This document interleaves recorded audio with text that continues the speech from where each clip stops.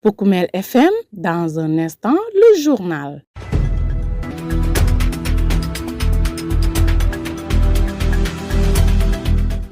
Vous êtes bien sur Poukoumel FM, la 106.0, émettant à Goudomp. C'est l'heure de vous informer.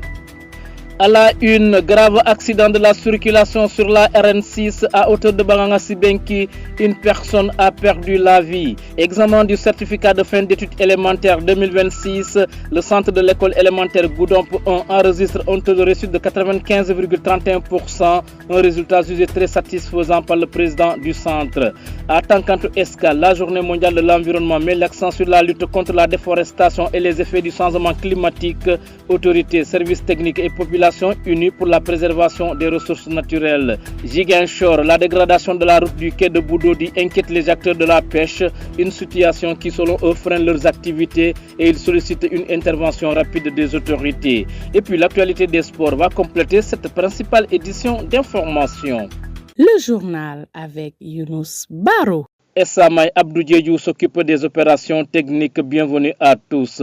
Un grave accident de la circulation s'est produit ce mercredi matin sur la route nationale numéro 6 à la sortie de Bangangassi-Benki en venant vers Goudomp. Selon les premières informations, un minibus de transport en commun, communément appelé Cheikh Chérifou, aurait perdu le contrôle avant de percuter un arbre.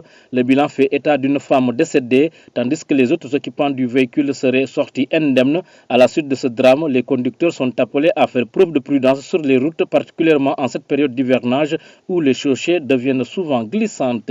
Je vous le disais à l'instant, les résultats du certificat de fin d'études élémentaires 2026 sont désormais connus à Goudomp, au centre de l'école élémentaire Goudomp 1. Sur 128 candidats inscrits, 122 ont décroché leur premier diplôme scolaire, dont 66 filles, soit un taux de réussite de 95,31%. Un résultat jugé très satisfaisant par le chef de centre, Mfali Mané. Le voici au micro de votre serviteur. Je voudrais auparavant remercier le directeur de l'école, le CGE, pour l'accueil qu'ils nous ont réservé. Je leur dis merci beaucoup. Voilà. Par rapport aux résultats du CFE, je trouve que quand même les résultats sont très satisfaisants. Parce que sur un total de 128 candidats, il y a 122 admis. Donc je pense que ça c'est assez satisfaisant. Le quota des filles et garçons. 122 admis, dont 66 filles et 56 garçons. Le pourcentage des filles s'élève à 97,05% et le pourcentage des garçons c'est 93,33%. Et le centre a un pourcentage de 95,31%. Un message à l'endroit de ceux qui sont récalés.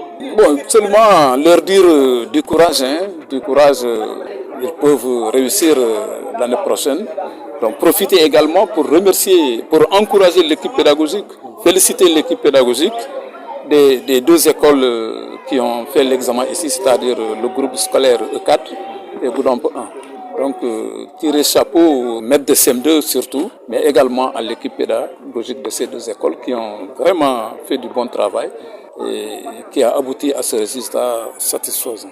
Mfali Mané, chef de centre de l'école élémentaire Goudomp 1 pour le CFE 2026. Vous écoutez les informations sur Poukoumel FM, la 106.0. Direction Tankanto Escale dans le département de Kolda, la journée mondiale de l'environnement a mobilisé autorités, services techniques et populations autour des enjeux de préservation des ressources naturelles.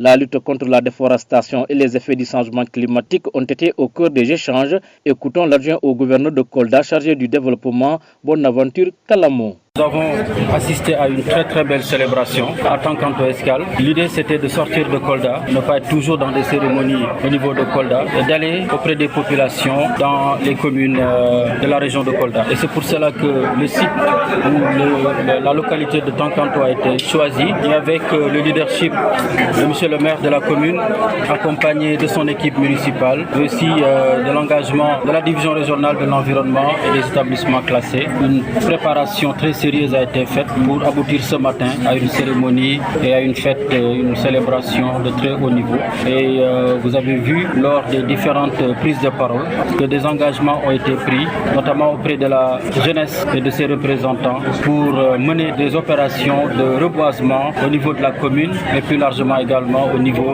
de la région de Kolda, pour préserver cet environnement qui est notre bien à nous. Vous savez, le suivi, c'est une responsabilité commune.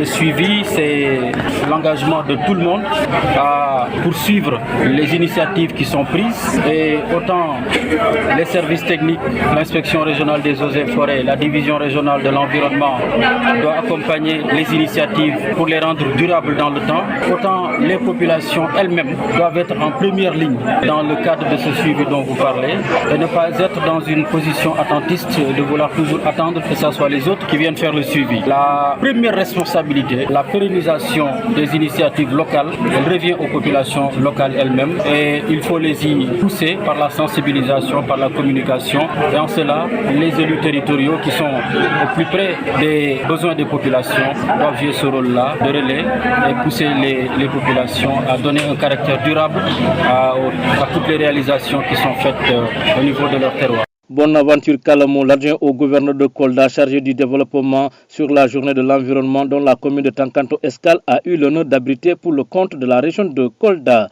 Justement, les acteurs de l'environnement de la région insistent sur l'enjeu essentiel, la gestion durable des reboisements face à la dégradation des terres. Une vaste campagne de sensibilisation et de plantation d'arbres a mobilisé les populations. Le directeur général de l'environnement, Cheikh Tidiane Badji, rappelle que le succès du reboisement repose surtout sur l'entretien et la protection des jeunes plants. Nous l'écoutons au micro de Pape Kadjali Badji. Je dirais vraiment que c'est une réussite parce que les gens sont sortis. Donc, venir participer à cette journée de sensibilisation en faveur de l'environnement. L'activité phare, c'est la sensibilisation et plus le reboisement que nous avons eu à faire. Voilà, ce sont les deux activités. La région de Kolda, c'est l'ensablement des vallées, la salinisation. Il y a aussi la coupe abusive du bois, la déforestation. Ce sont quelques défis au niveau de la région de Kolda. C'est à nous de nous mobiliser pour au moins se corriger, essayer de reboiser le maximum d'arbres. Mais il ne s'agit pas de reboiser seulement.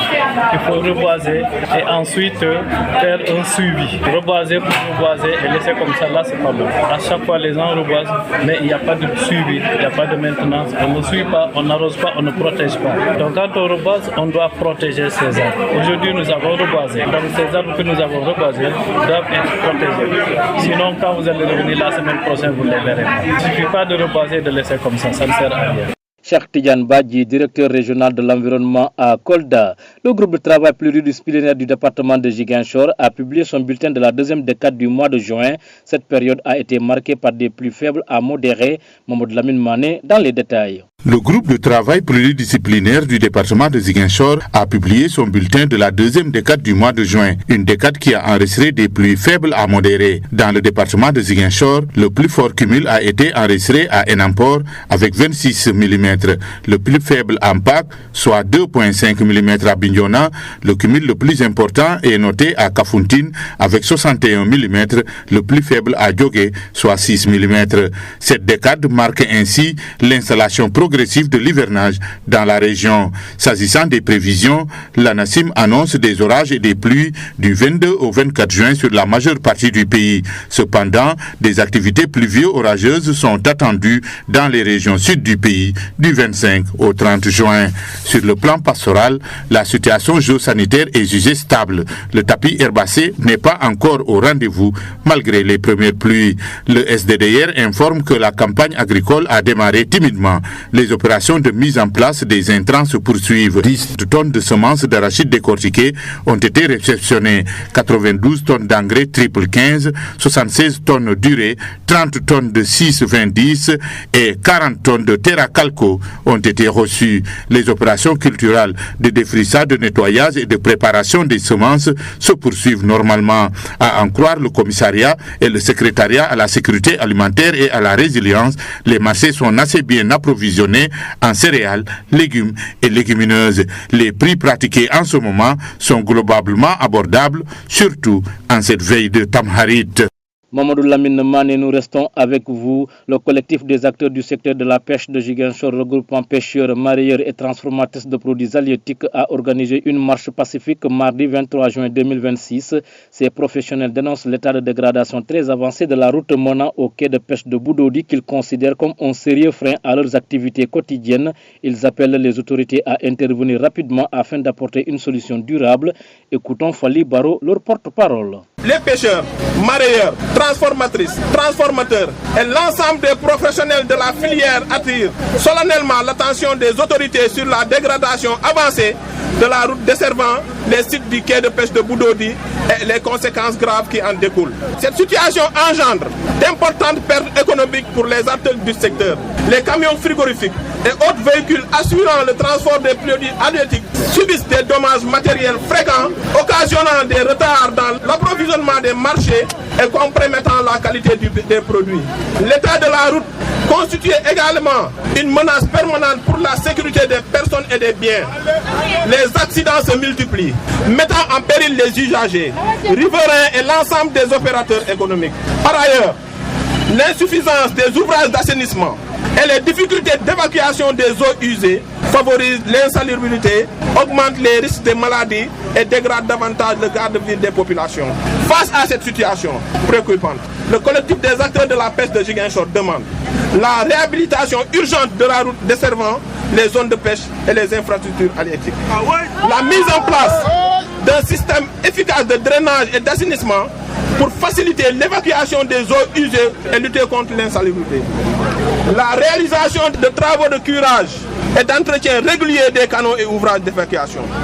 Nous espérons que nos doléances recevront une attention particulière afin de préserver les emplois et les revenus des ménages et la vitalité économique de la région. Aujourd'hui, si on vit cette situation, c'est en grande partie à cause de l'ONAS. L'ONAS qui, au lieu d'assainir, contribue à vraiment obstruer les routes. Aujourd'hui, c'est l'ONAS qui a creusé presque toute la ville de Ziguinchor. Toutes les rues ont été creusées par l'ONAS et la réflexion n'a pas été au point. Il faut que l'ONAS nous aide. Il faut que l'État nous aide. Que cette situation de l'ONAS là, soit c'est un projet ou c'est quoi? Si c'est un projet a un début et une fin. Wow. Il faut que l'ONAS, qu'on en termine avec ce problème de l'ONAS là. Si les gens, aujourd'hui c'est l'ONAS qui a creusé cette route là, à soi-disant qu'ils vont faire entrer des tuyaux. Mais après l'enfouissage des tuyaux là, ils n'ont pas réflexionné. Aujourd'hui, si les véhicules continuent à s'embourber, une grande partie c'est à cause de l'ONAS. Et aussi, une autre partie, c'est à cause de l'hôtel. L'hôtel utilise cette voie là comme un parking. Cette voie n'est pas un parking. L'hôtel n'a qu'à chercher un parking. Si l'hôtel a du sable à verser pour ses réparations, ils n'ont qu'à chercher où le mettre, mais ce n'est pas sur la route. La mairie de Ziguinchor, aujourd'hui, honnêtement, nous on se demande, est-ce qu'on a un maire? Est-ce qu'on a un maire? Non. Parce que je ne peux pas comprendre une chose. Les populations de la ville de Ziguinchor, la mairie est la première administration de la commune. C'est l'administration de proximité de la commune. Mais on ne voit pas notre maire, on ne le sent pas. Les gens sont dans la détresse, on ne voit pas la mairie. Mais pourquoi donc on vous a élu? On se commence à se demander, est-ce que ça en valait la peine? Il faut que la mairie fasse son travail. Vous suivez la bonne info sur Poukoumel FM, la radio au service de toutes les communautés. Dans un instant, direction les stades. Poukoumel FM, le journal des sports.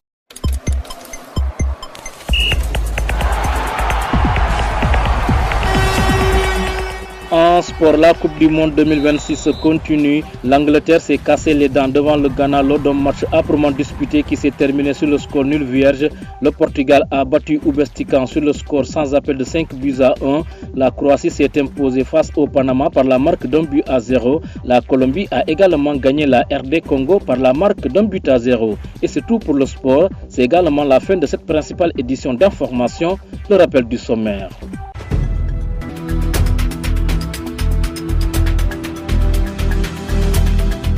Grave accident de la circulation sur la route nationale numéro 6 à hauteur de Banganga-Sibenki. Une personne a perdu la vie. Examen du certificat de fin d'études élémentaires 2026. Le centre de l'école élémentaire Goudomp 1 enregistre un taux de réussite de 95,31%. Un résultat jugé très satisfaisant par le président du centre. À Tankanto Escale, la journée mondiale de l'environnement met l'accent sur la lutte contre la déforestation et les effets du changement climatique. Autorités, services techniques et populations unies pour la préservation des ressources naturelles. Vous avez suivi tous les détails. Ziguinchor, la dégradation de la route du quai de Boudoudi inquiète les acteurs de la pêche. Une situation qui, selon eux, freine leurs activités et ils sollicitent une intervention rapide des autorités. Et puis, l'actualité des sports a complété cette principale édition d'information mise en onde par Abdou Djedjou, que nous remercions infiniment. Journal présenté avec un immense plaisir par Younous Baro. Mesdames, Messieurs, merci de garder l'écoute. Dans un instant, place à la version mandingue.